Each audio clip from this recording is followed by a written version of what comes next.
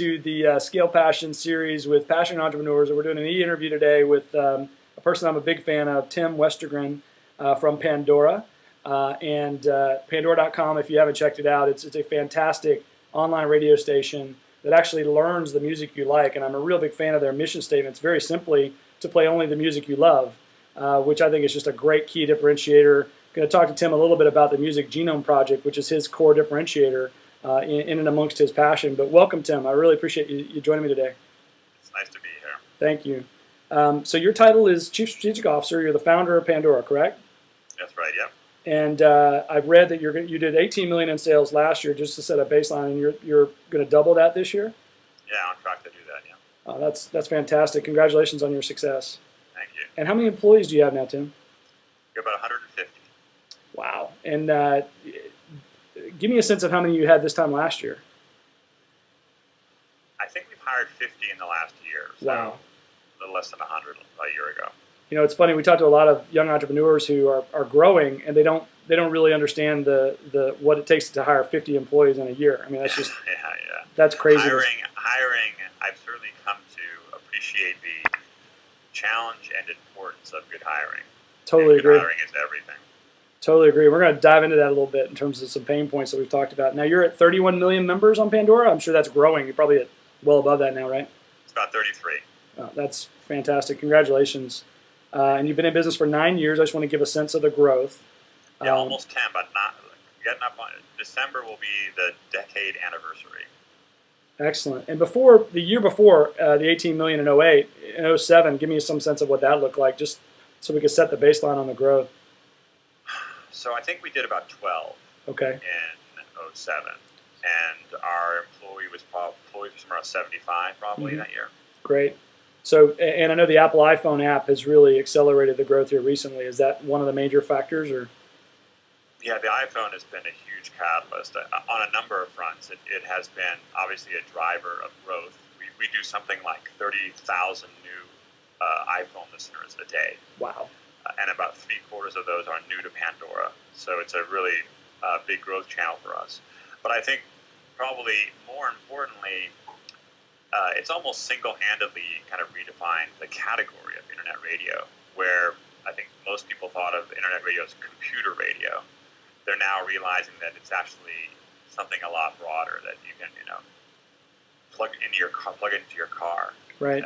Or dock at your home stereo system and listen to Pandora through a nice set of speakers, or take with you jogging, etc. And that's for us, it's just a huge breakthrough. Absolutely, and it's only going to get more and more. I mean, the number of apps are just flowing through, and plus the spread of Wi-Fi is really going to help that in a deep way, I would imagine. Yeah, you can. I think thanks to the iPhone now, you can really start to see the future.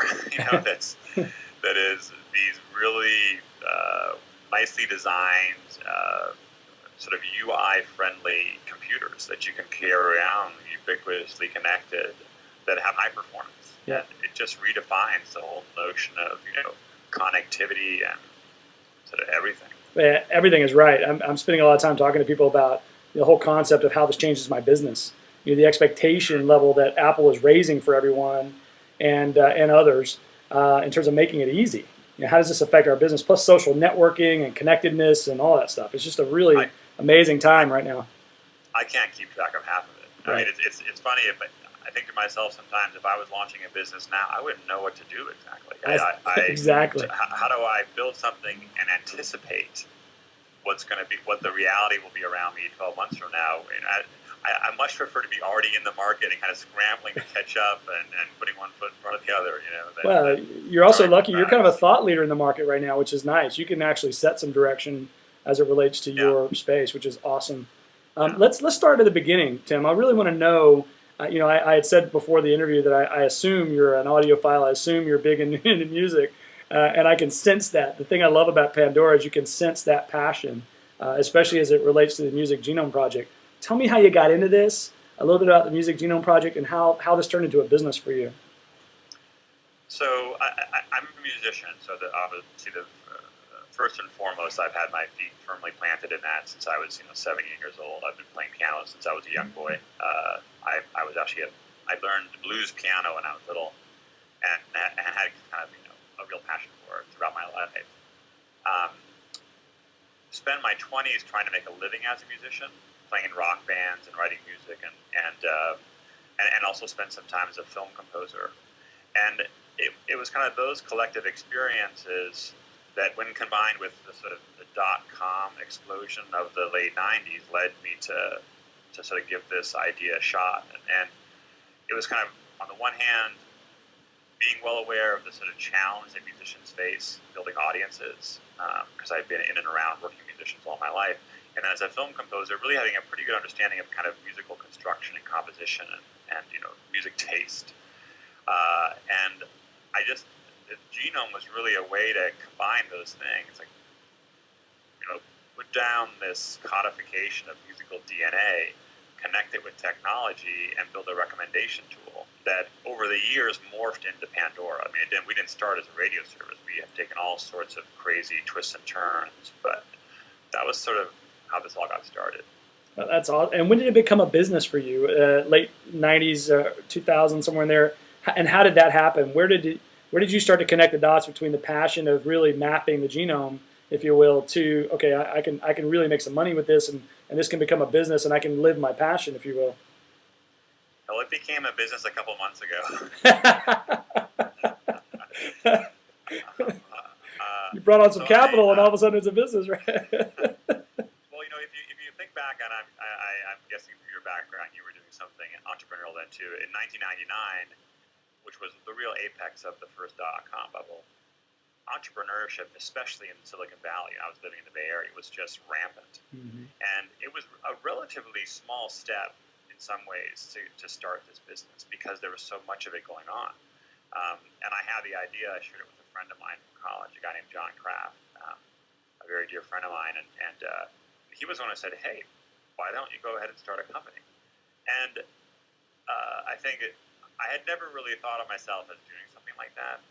Although, in hindsight, again, I had been an entrepreneur for a long time. I'd been in bands for a long time, and I'd been a self-employed film composer. And that was great preparation for starting a company. I think, actually, if you want to train to be a CEO, manage a rock band. If you can be a part of a manage a rock band, if you can do that, there are very few things you will not have seen when you become an entrepreneur. Right. So, that it was a kind of a small step for me, I mean, how do you say that? It was a big step for me, but I think a relatively small step, sort of lifestyle-wise. Like, hey, it's all around me. Sure, start a business, raise some capital. It wasn't a big deal, Right.